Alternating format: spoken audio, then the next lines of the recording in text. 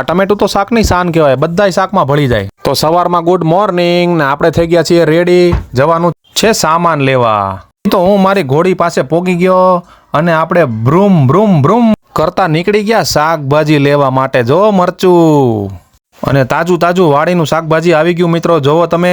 અને પછી તમે લઈ લીધું બધું શાકભાજી, મારે જોતું હતું ને એટલું.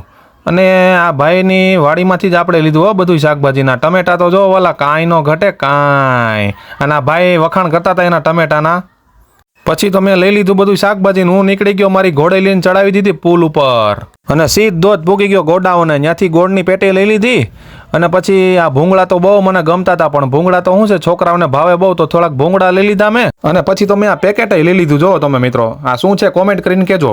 અને બાકી હતી હવે સિંગ, તો એ મેં લઈ લીધી. જો મિત્રો તમે. પછી હું ભૂગી ગયો મારે ઘોડીએ. જો તમે આ ગોળની પેટી છે અને આ થેલામાં નાખી દીધી સિંગ. ને હવે મારે જવાનું છે બીજો સામાન લેવા, તો હાલો. અને તમને મારો આ વ્લોગ ગમે તો મિત્રો લાઈક કરજો, મને કોમેન્ટ કરજો અને મને ફોલો પણ કરજો અને સપોર્ટ કરજો મિત્રો. પછી તો શું છે કે આપણે સામાન લઈને ધીમે રસ્તામાં જતા હતા અને મેં મારી ઘોડીને ચડાવી દીધી પુલ ઉપર હો વાલા. અને પછી પોગી ગયો ભાઈના ગોડાઉને. તો જોવો તમે મિત્રો સામાન એ બધો મસ્તીનો એ ભાઈ ગોઠવી દીધો હતો ને મેં મારો સામાન લઈ લીધો બધો. અને આ શક્કરપારા તો જો એ એક નંબર હો ભાઈ. પછી તો મેં મારો બધો સામાન લઈ લીધો ભાઈ. અને સામાન તો શું છે કે એક પોટલું બાંધી લીધું અને એમાં વ્યવસ્થિત મૂકી દીધું ઠેલામાં અને એને બે છેડા બાંધી લીધા મિત્રો. તો મળીશું નવા બ્લોગ સાથે. Thanks for watching. જય માતાજી, જય શ્રી કૃષ્ણ.